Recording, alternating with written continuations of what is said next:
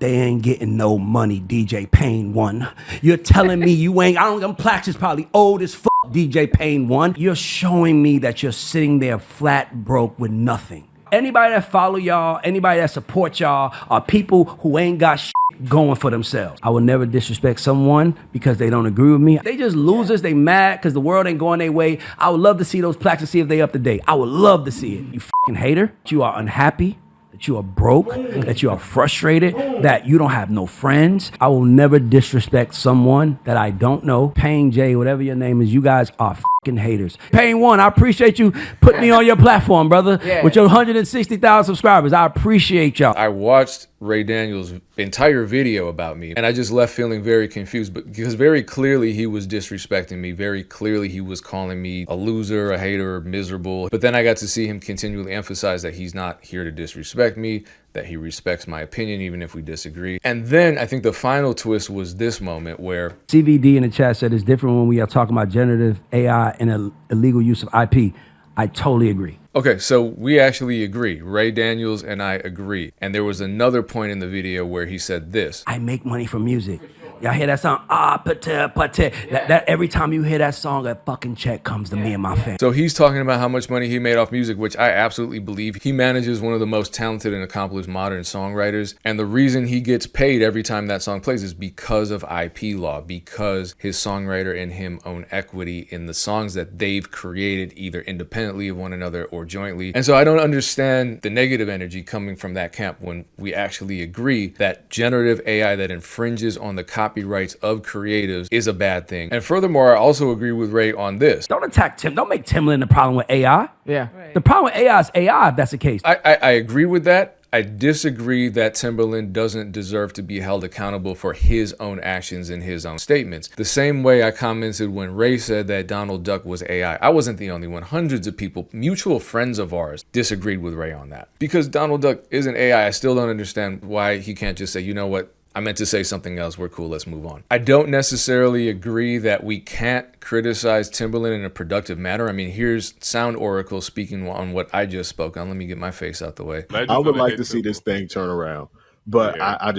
I don't know. I think it's a little too far gone at this point. So what does he do going forward? What do you think what Tim has to do? Like, what can he do to? There has to be some admission of missteps. So this is Sound Oracle. Shout out to Unquantized Podcast. Shout out to Sound Oracle. I think that was an incredibly respectful way of holding a friend accountable and giving advice on how to handle the situation. It wasn't disrespectful to Timbaland. It wasn't disrespectful to people who support him. And I think it's possible to criticize a friend, or at very least acknowledge that a friend has made some missteps, and that doesn't have to be seen as a personal attack. I think this is the problem with the whole debate, and I just saw that Ryan Schmidt had posted this today. Ryan Schmidt actually is representing K-Fresh, and if you've been following this whole AI situation with Timbaland, K-Fresh is the one whose beat Timbaland took, fed into Suno, thus violating the Suno terms and infringing on his copyright. And what Ryan Schmidt says is the real problem with the AI debate is that we as artists are saying, please don't steal our music, which Ray Daniels agrees with. We have common ground there. But the other side here is we hate AI and no one should ever use it. And so the argument becomes this personal attack. I don't understand why it becomes a personal attack, but that's where we are. And that's why I was disappointed with the Ray Daniels video, because it wasn't a dialogue. It was more like a defense against accusations that I wasn't even making. You know, I don't disrespect Ray Daniels. He's a veteran in the game. What I would have loved to hear from him is more insight as to how to navigate the AI landscape when intellectual property is being infringed upon, when he himself has made all of his money off of exploiting, licensing, selling intellectual property. I mean, that's what we all do. Every musician does that. And so that's the heart of the conversation. My entire video was about that. I wish that had been what he had responded to, but unfortunately, I think he felt attacked by what I was saying simply because I was responding to some of his comments. And then the video just kind of degraded into personal attacks, defensive language, etc. Fighting the future. Exactly. And, you know, for the record, I'm not fighting the future. And for the folks that brought this video to raise attention, all they had to do was look at my channel and see that I have actual partnerships with many AI companies, from RipX, which is an AI-powered DAW, to Templar, to kits. And I think most prominently, I have an actual AI model, and I have for a while, since last year, with Lemonade. These are all ethical AI companies that build generative AI platforms with consent from the creatives on whom they base their models. I know with the Lemonade situation, that's the only partnership that I personally have with an AI company that I can speak on in terms of them using my intellectual property directly, and there's an equity share. So I've been working on a bunch of soulful samples, and some of them I'm just posting directly in my Discord, but I am about to drop a huge multi-kit with drum loops, samples, stems, one-shots, everything. And so if you are a member of at least the middle tier Patreon, you will get that for free, and you'll actually get every subsequent kit I release in the future for free as well. So join, collab with us on the Discord, get my sample packs for free, get access to my sample vault as well, and I hope I see you there. Shout out to all the members. You could be scared, but don't make everybody else scared. And if you're making us scared, what's the answer? I've made many videos discussing what the solutions are, and I just named a couple. Obviously what's coming is going to be a lot bigger than individual partnerships with equity shares with these AI companies and ethical AI training and all of that, because I would have loved Ray to address this. He still might, I don't know. There's a good possibility that, and I covered this in my last video, the labels, the RIAA, who is suing Suno and Udio and maybe other platforms, that they strike a deal where they have a licensing situation with the AI companies, and they also end up owning a share in those AI companies. They're kind of strong-arming them into doing it because the RIAA is so powerful, and they represent the labels that have billions of dollars. And so effectively what we have is another situation where the labels are negotiating the terms that are going to affect all of us, even those of us who aren't signed, and we have no input in it. And I would love to have that conversation with him, or I don't even have to have the conversation with him. I just want his insight, because I know he feels like I'm attacking him by criticizing AI, but really people like me who look up to industry veterans such as Timbaland, such as Ray Daniels, such as will.i.am, we want insight from them into these topics that actually matter. We don't want to go back and forth arguing or anything like that. So, it's unfortunate that that's where it went. But rather than make a whole video responding to every little insult, every little claim about me being broke and miserable and this and that, I'd rather just focus on some of the common ground stuff. And hopefully a lot more industry veterans can address some of these topics. Another thing I agree with Ray Daniels on is that he said Timbaland is not AI. If the problem is with AI, it's with AI, it's not with Timbaland. And, I disagree that Timbaland shouldn't be held accountable for what he's done and what he's saying. And it looks as though he is actually being held accountable. So I don't need to really dwell on that. But again, Timbaland is just a representative of AI, and I've said this in previous videos. I feel like people are treating him as a punching bag. I'm probably guilty of that, just because what ended up happening was we all looked up in the producer community, we looked up to Timbaland so much to see him represent a company that's run by this guy. And this guy, I've used the word colonizer. He is, I think, literally colonizing music, specifically black music, because there's a reason they are using all of these black artists as the faces of their AI companies. But it's not really enjoyable to make music now. He is not getting half of the criticism that he deserves, and he stands to make a lot of money. He was already rich going into this. He's some Harvard graduate. He is not a musician. He's damn sure not from hip-hop culture at all whatsoever. And yet here he is running a platform that takes from hip-hop culture. Like I said, AI is not a tool, it's a framework under which tools are created. There are more serious uses of AI that don't get addressed as much because we're so focused on the generative AI conversation. We're so focused on Timbaland. Some of the more serious stuff, I mean, like this is serious. I'm not trying to terrify anybody, but this has been happening. And I think if you're not a little scared by now, you're just not paying attention. Thiel is one of the co-founders and biggest investors in Palantir, a CIA-funded technology company that has contracts across the government for their data software.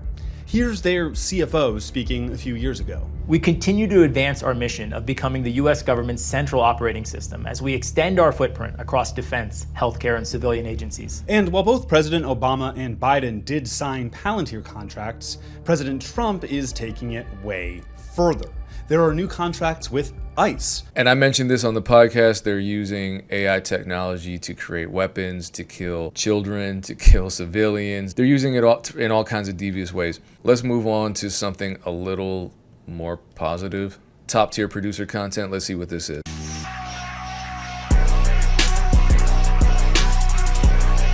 You know what I'm saying? And the editing style is so good too. It gets right to it, man. Yep, that's what I'm talking about. It's just his reaction.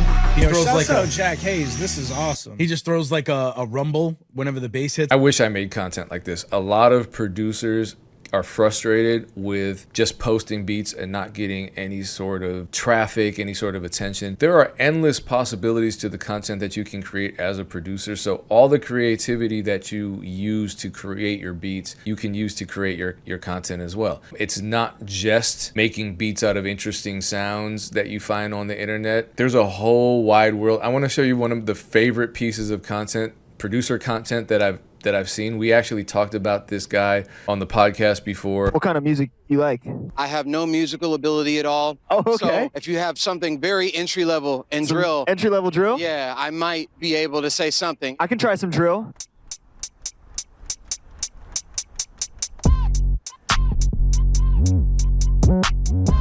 I left my house the other day to go buy Pokemon packs. Instead of sitting at home and sleeping like a Snorlax. But when I got home, no packs were left. The scalpers bought them like intellectual theft. One of the greatest pieces of content, period. But the fact that a producer's making it makes it all the better, and this should be inspiring to a lot of us. I think a lot of us get stuck where we're so creative when it comes to making music, and then when it comes to marketing the music, myself included, absolutely, I'm taking accountability for this. When it comes time to market ourselves as producers and brand ourselves and build community, we have no creativity left. And so sometimes it helps just watching other producers who make innovative and inspiring content. Here's a weird comment that I got the other day. Successful producers don't need to lease beats or reply on type beat algorithms. Icons like Kanye West, Pharrell, and Just Blaze don't lease beats, and modern producers like Southside or 80 Mafia or Metro Boomin don't sell leases or engage with time. I actually do think some members of 808 Mafia do maybe lease beats online, or they certainly sell packs and they interact with the producer community. They're not just completely disconnected. All that extra activity just to produce just shows that the math ain't adding up and blah, blah, blah. Benny X, huge producer. Let's find him on YouTube, because this is interesting, and I think this should also be encouraging for producers who are just starting off in their journeys. They don't know what to do. They're maybe feeling frustrated. Maybe they're uploading type beats. I want to go back, way back in his channel. He was posting Drake type beats. I don't know if that was like a manifestation thing. Benny X is known for working with Drake, not just Yeet. So maybe he manifested all this, but he even has a Metro Boomin type beat. And look, the beats were doing decently. This was 8 years ago, obviously. 8 years ago, YouTube was just like paradise for producers posting beats. But I have a feeling that the person who posted that comment just meant that successful producers who are rich don't need to sell beats online, and that's just kind of obvious. It's like saying the owner of Target doesn't need to work at Target, because that's just fucking obvious. I saw this reel the other day. My favorite song right now is Pluto. I've mentioned this on the podcast. My favorite song is Wham Whammy. She has a song called What the Fuck, I Like That. Zay, let me ask you your first thoughts hearing the song, because you know it is the sample of OJ the Juice Man's Wham Bam song. So what was your first thoughts hearing Wham Whammy? First thought is I just seen it popping on. I don't be on TikTok, but my kids be on it all the time. For sure. And like, oh, that don't sound, but that sound like my music. You know how it's a lot of music out here that sound like mine. It's like, okay, that sound, but it's hard though. It wasn't until I got the call saying, hey, you know, this your record that, you know, you got to. Okay, this is hilarious because I've heard music, and I'm sure this has happened a million times to Zaytoven, because Zaytoven is Zaytoven and I'm DJ Payne 1. But shout out to Zaytoven, shout out to Roland. This happened the other day. It's this rapper, this super dope rapper that has been buying exclusive beats from me, that sent me his Spotify page, and I'm listening to one of his newest releases. I'm like, this is dope. This sounds like a beat I would make, but the credits were weird, so it didn't credit me. It credited someone else as the producer. I'm like, this guy is dope. I like his style. It sounds like mine. And I told him that. He was like, no, that was your beat. So I can imagine this happens to prolific producers, more prolific producers, way more. Clear it now. Oh, I remember this song now, because you know that was one of the songs that me and Juice did back in the day that wasn't even that popular. It was just, you know, we just did a lot of music together. So, but it's a blessing, man, just to be a part of that, to be, you know, a girl like Pluto, even down to my son. It makes me relevant all over again.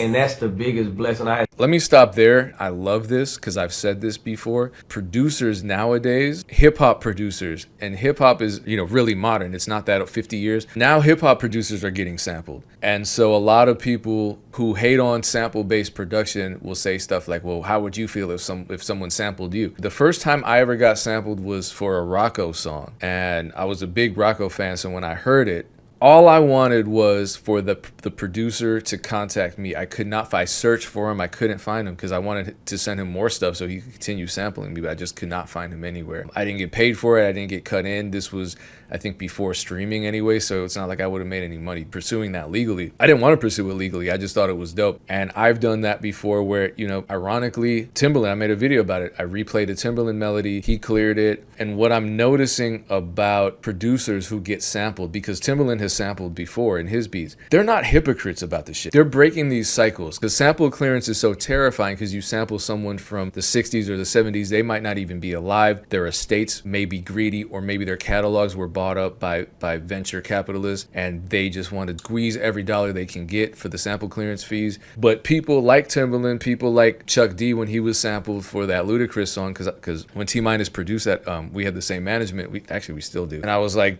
was Chuck D cool about the splits? Yes, he was. He took a minority share, I believe. And so the cycle is going to be broken, I think, for the most part, as some of these more modern songs get sampled. There are exceptions. There are people like Smokey Robinson.